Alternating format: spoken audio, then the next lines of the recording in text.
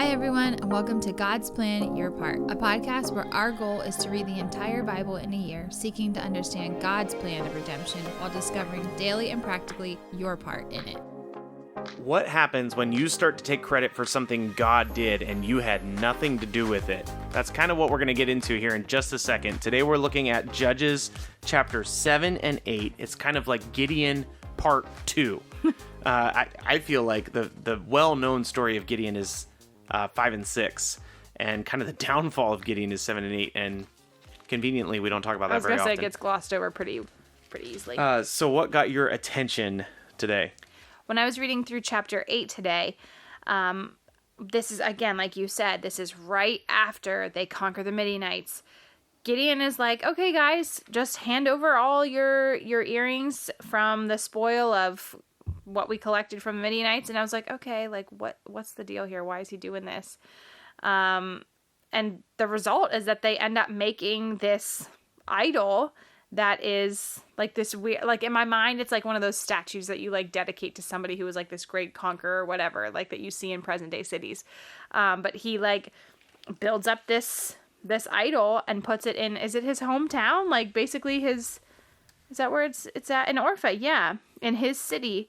And then it says in chapter 8, verse 27, all of Israel whored after it there, and it became a snare to Gideon and to his family.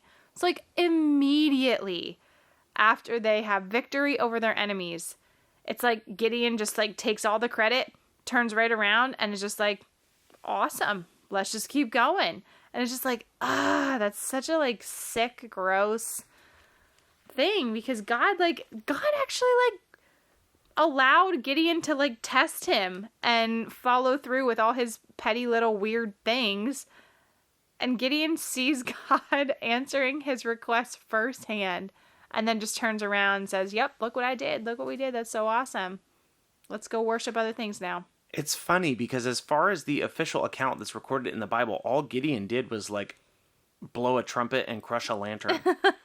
And then like the Midianites killed off themselves and ran away. Uh-huh. And while they're running away, you kind of jumped ahead a little bit. Like at the beginning of chapter 8, the Ephraimites are like, hey, it would have been nice for you to tell us that you were going to like fight the Midianites. And he's like, how dare you? Like this is the Ryan version. So this is not the Lord's word. This is Ryan's made up word. He's like, how dare you? Like, I am out here doing the Lord's work. I am pursuing these goofy name guys. But he didn't even say, like, the Lord told me not to bring you all along. Yeah, he didn't recognize God at all. Yeah. He's just like, I'm fighting these guys, and you know what? I'm going to bring them back here, and I'm going to kill them, and then I'm going to kill you. And they're Israelites. They're Israelite people. And he does exactly that, doesn't he? He beats them, and like puts thorns in their sides. Yeah. Or am I mixing up chapters? I don't think that's the case, but it's possible. It actually says, this is chapter 8, verse 16, and he took elders of the city and took thorns of the wilderness and briars with them and taught the men of Succoth a lesson. Yes. And verse 17, and he broke down the tower of Penuel and killed the men of the city. So Gideon is now killing Israelites. Mm-hmm. Well, he's like, why in the world? He's like taking credit for God for sure. And you had mentioned earlier, it seems like he's like almost assuming that he's like this king figure, which is interesting. Then they ask him to become their king. He's like, nope, only God is the king. But then he acts like he's a king. Like he creates an ephod for himself. He takes several wives, which is the Israelite kings will do that, but that's clearly forbidden. He has all these sons. He has all this money, and it just like it all comes off the rails, and they make Baal their god. Mm-hmm. So it's crazy. And then one of his sons, Abimelech, decides like, oh, there's too many sons. How am I going to be a powerful king if all these other people have a claim to my throne, which is not even really a throne? And then there's one brother that gets away, and now there's kind of this like civil war, sort of. Mm-hmm. So again, we're descending into madness again. But you know what's so crazy too? Like I'm thinking about like the actual Israelites, right? And picturing myself as one of them that is under the authority of Gideon as a prophet, or excuse me, as a judge. I would feel so much uncertainty too. Like, shoot, like if this is the guy that God chose, I'm so confused right now. Because like you would think that he's supposed to be leading us with, wise practice. And he's just out there, telling everybody to go worship this Baal, whatever God, and he's in charge and he's going to give them a good lesson if they don't listen. Yeah. Like, I'd be so confused. So it's interesting. So this is the faithful guy that we're like, man, Gideon fought off tens of thousands with 300 and he trusted the Lord. And now it's like, yeah, to be fair, I don't think that at all about him. Now he's creating idols and killing his own people and taking wives and concubines. Like, this is crazy. And it happens pretty quickly too. That's what's frustrating. Like, man, you just saw God doing all these crazy things. Now you're turning around to make it about yourself. Good job. So then kind of a war breaks out between Abimelech and Jotham, and Shechem is thrown in there.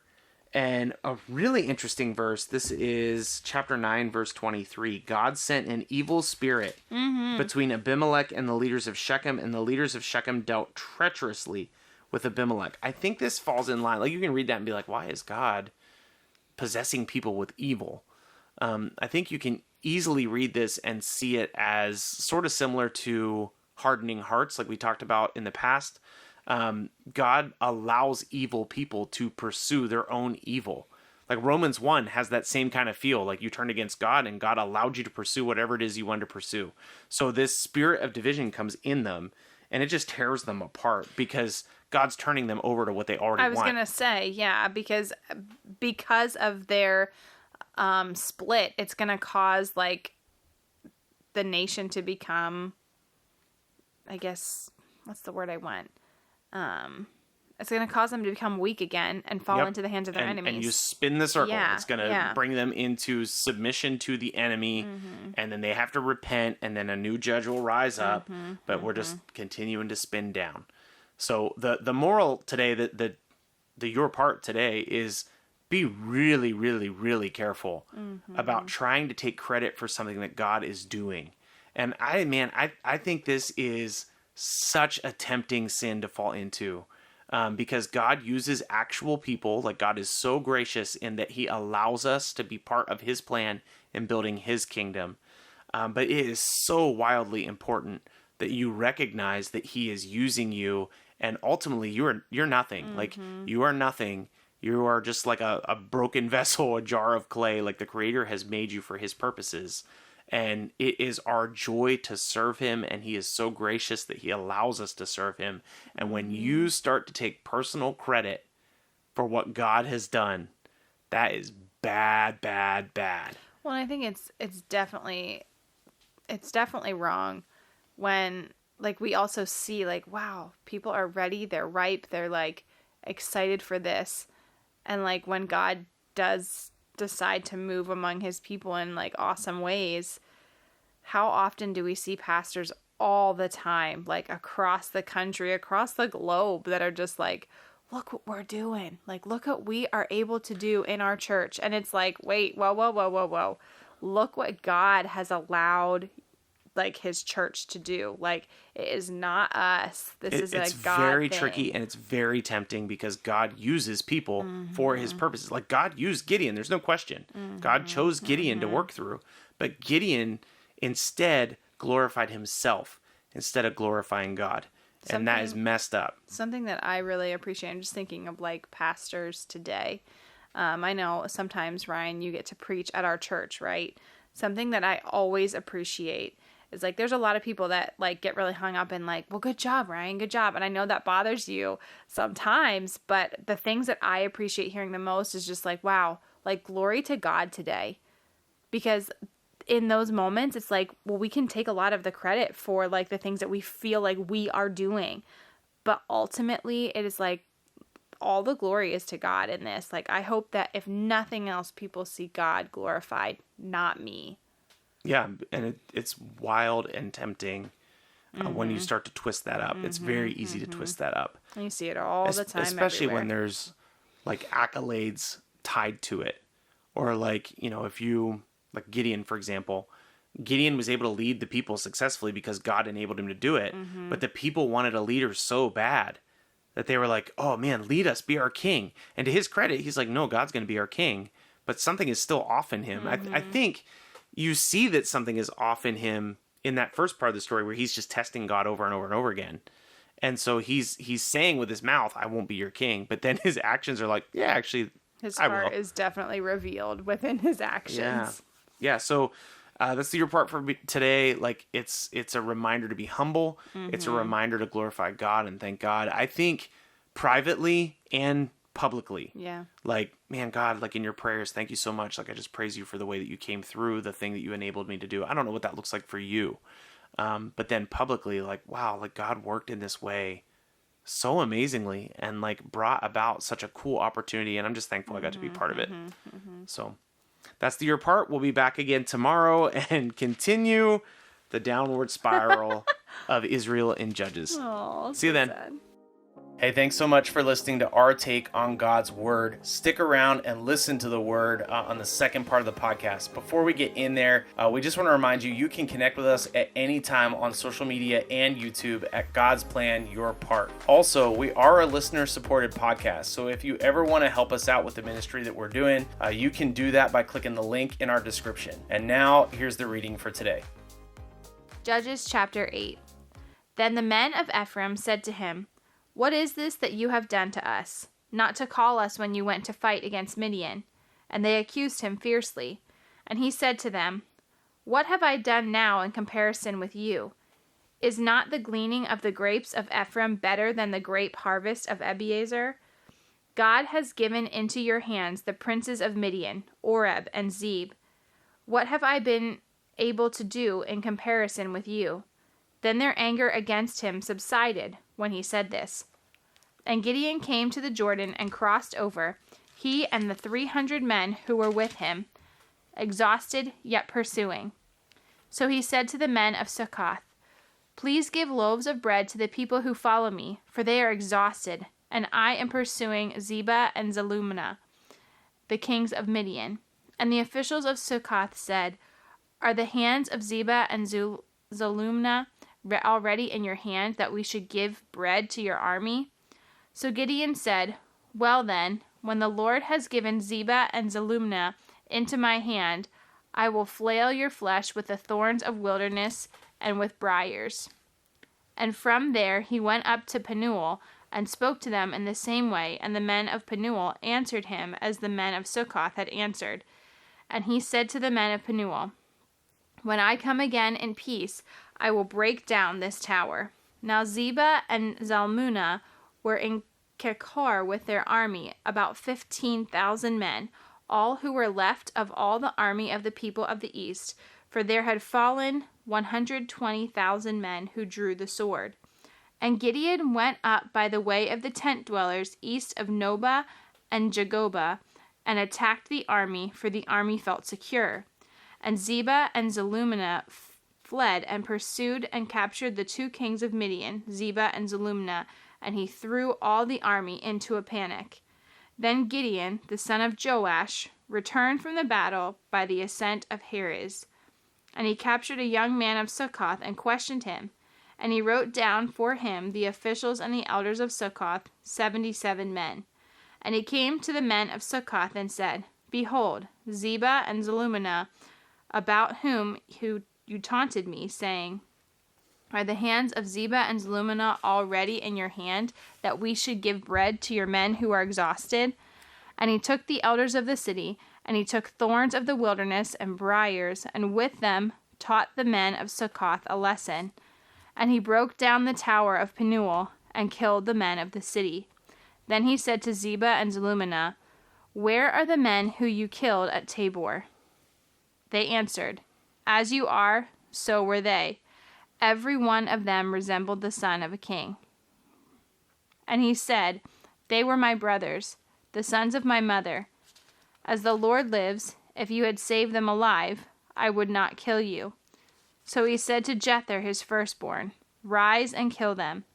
But the young man did not draw his sword, for he was afraid, because he was still a young man. Then Zebah and Zalmunna said, Rise yourself and fall upon us, for as a man is, so is his strength. And Gideon arose and killed Zebah and Zalmunna, And he took the crescent ornaments that were on their necks of their camels. Then the men of Israel said to Gideon, "Rule over us, you and your son and your grandson also, for you have saved us from the hand of Midian." Gideon said to them, "I will not rule over you, and my son will not rule over you. The Lord will rule over you." And Gideon said to them, "Let me make a request of you. Every one of you give me the earrings from his spoil," for they had golden earrings because they were Ishmaelites. And they answered, "We will willingly give them." And they spread the cloak, and every man threw in the earrings of his spoil. And the weight of the golden earrings that he requested was 1,700 shekels of gold, besides the crescent ornaments, and the pendants, and the purple garments worn by the kings of Midian, and besides the collars that were around their necks of their camels. And Gideon made an ephod of it, and put it in his city in Orpha. And all Israel whored after it there, and it became a snare to Gideon and to his family. So Midian was subdued before the people of Israel, and they raised their heads no more. And the land had rest for 40 years in the days of Gideon. Jerubbaal, the son of Joash, went and lived in his own house. Now Gideon had 70 sons, his own offspring, for he had many wives. And his concubine, who was in Shechem, also bore him a son, and he called his name Abimelech. And Gideon the son of Joash died in a good old age, and was buried in the tomb of Joash his father at Orpha of the Abiezrites. As soon as Gideon died, the people of Israel turned again and whored after Baals, and made Baal-berith their god. And the people of Israel did not remember the Lord their God, who had delivered them from the hand of all their enemies on every side. And they did not show steadfast love to the family of Jerubbaal, that is Gideon, in return for all the good that he had done to Israel. Now Abimelech the son of Jerubbaal went to Shechem to his mother's relatives, and said to them and the whole clan of his mother's family, "Say in the ears of all the leaders of Shechem, which is better for you, that all 70 of the sons of Jerubbaal rule over you, or that one rule over you? Remember also that I am your bone and your flesh." And his mother's relatives spoke all these words on his behalf in the ears of all the leaders of Shechem. And their hearts inclined to follow Abimelech, for they said, "He is our brother." And they gave him 70 pieces of silver out of the house of Baal-berith, which Abimelech hired, worthless and reckless fellows who followed him. And he went to his father's house at Orpha, and killed his brothers and the sons of Jerubbaal, 70 men, on one stone. But Jotham, the youngest son of Jerubbaal, was left, for he hid himself. And all the leaders of Shechem came together, and all Beth Millo, and they went and made Abimelech king by the oak at the pillar of Shechem. When it was told to Jotham, he went and stood on top of Mount Gerizim, and cried aloud and said to them, "Listen to me, you leaders of Shechem, that God may listen to you. The trees once went out to anoint a king over them, and they said to the olive tree, 'Reign over us.' But the olive tree said to them, 'Shall I leave my abundance, by which gods and men are honored, and go hold sway over the trees?' And the trees said to the fig tree, 'You come and reign over us.' But the fig tree said to them, 'Shall I leave my sweetness and my good fruit, and go hold sway over the trees?' And the trees said to the vine, 'You come and reign over us.' But the vine said to them, 'Shall I leave my wine that cheers God and men, and go hold sway over the trees?' Then all the trees said to the bramble, 'You come and reign over us.' And the bramble said to the trees, 'If in good faith you are anointing me king over you, then come and take refuge in my shade. But if not, let fire come out of the bramble and devour the cedars of Lebanon.' Now therefore, if you acted in good faith and integrity when you made Abimelech king, and if you have dealt with Jerubbaal and his house, and have done to him as his deeds deserved, for my father fought for you, and risked his life, and delivered you from the hand of Midian, and you have risen up against my father's house this day, and have killed his sons, 70 men on the stone, and have made Abimelech, the son of his female servant, king over the leaders of Shechem, because he is your relative. If you then have acted in good faith and integrity with Jerubbaal, and with the house this day, then rejoice in Abimelech, and let him also rejoice in you. But if not, let fire come out from Abimelech, and devour the leaders of Shechem and Beth Millo. And let fire come out from the leaders of Shechem and from Beth Millo, and devour Abimelech. And Jotham ran away and fled, and went to Beer, and lived there because of Abimelech his brother." Abimelech ruled over Israel 3 years, and God sent an evil spirit between Abimelech and the leaders of Shechem. And the leaders of Shechem dealt treacherously with Abimelech, that the violence done to the 70 sons of Jerubbaal might come, and their blood be laid on Abimelech their brother who killed them, and on the men of Shechem who strengthened his hands to kill his brothers. And the leaders of Shechem put men in ambush against him on the mountaintops, and they robbed all who passed by them along the way. And it was told to Abimelech. And Gaal the son of Ebed moved into Shechem with his relatives, and the leaders of Shechem put confidence in him. And they went out into the field and gathered the grapes from their vineyards, and trod them and held a festival. And they went into the house of their God, and ate and drank and reveled with Abimelech. And Gaal the son of Ebed said, Who is Abimelech? And who are we of Shechem, that we should serve him? Is he not the son of Jerubbaal? And is not Zebul his officer? Serve the men of Hamor, the father of Shechem. But why should we serve him? Would that this people were under my hand. Then I would remove Abimelech. I would say to Abimelech, Increase your army and come out. When Zebul, the ruler of the city, heard the words of Gaal the son of Ebed, his anger was kindled, and he sent messengers to Abimelech secretly, saying, Behold, Gaal the son of Ebed and his relatives have come to Shechem, and they are stirring up the city against you. Now therefore go by night, you and the people who are with you, and set an ambush in the field. Then in the morning, as soon as the sun is up, rise early and rush upon the city. And when he and the people who are with him come out against you, you may do to them as your hand finds to do. So Abimelech and all the men who were with him rose up by night and set an ambush against Shechem in 4 companies. And Gaal the son of Ebed went out and stood in the entrance of the gate of the city. And Abimelech and the people who were with him rose from the ambush.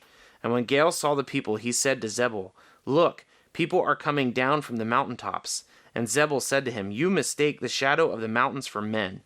Gaal spoke up again and said, Look, people are coming down from the center of the land, and one company is coming from the direction of the diviner's oak. Then Zebul said to him, Where is your mouth now? You who said, Who is Abimelech that we should serve him? Are not these the people whom you despised? Go out now and fight with them. And Gaal went out at the head of the leaders of Shechem and fought with Abimelech. And Abimelech chased him, and he fled before him. And many fell wounded up to the entrance of the gate. And Abimelech lived at Arumah, and Zebul drove out Gaal and his relatives so that they could not dwell at Shechem. On the following day the people went out into the field, and Abimelech was told. He took his people and divided them into 3 companies and set an ambush in the fields. And he looked and saw the people coming out of the city. So he rose against them and killed them. Abimelech and the company that was with him rushed forward and stood at the entrance of the gate of the city, while the 2 companies rushed upon all who were in the field and killed them. And Abimelech fought against the city all that day. He captured the city and killed the people who were in it, and he razed the city and sowed it with salt. When all the leaders of the tower of Shechem heard of it, they entered the stronghold of the house of El-Berith. Abimelech was told that all the leaders of the tower of Shechem were gathered together, and Abimelech went up to Mount Zalmunna, he and all the people who were with him. And Abimelech took an axe in his hand and cut down a bundle of brushwood, and took it up and laid it on his shoulder. And he said to the men who were with him, What you have seen me do, hurry and do as I have done. So every one of the people cut down his bundle, and following Abimelech put it against the stronghold, and they set the stronghold on fire over them, so that all the people in the tower of Shechem also died, about 1,000 men and women. Then Abimelech went to Thebez, and encamped against Thebez and captured it. But there was a strong tower within the city, and all the men and women and all the leaders of the city fled to it and shut themselves in, and they went up to the roof and the tower. And Abimelech came to the tower and fought against it, and drew near to the door of the tower and burned it with fire. And a certain woman threw an upper millstone on Abimelech's head and crushed his skull. Then he called quickly to the young man, his armor-bearer, and said to him, Draw your sword and kill me, lest they say of me, A woman killed him. And his young man thrust him through, and he died. And when the men of Israel saw that Abimelech was dead, everyone departed to his home. Thus God returned the evil of Abimelech, which he committed against the father in killing his 70 brothers. And God also made all the evil of the men of Shechem return on their heads, and upon them came the curse of Jotham, the son of Jerubbaal. Thanks so much for listening to God's Plan, Your Part. If anything stuck out to you, if you have any questions, or if you'd like to receive a Bible, you can email us at godsplанyourpart@gmail.com. Also, if you're enjoying the podcast, please consider supporting us through the link in our description. We love that you're on this journey with us, and we hope you have a great day. See you tomorrow.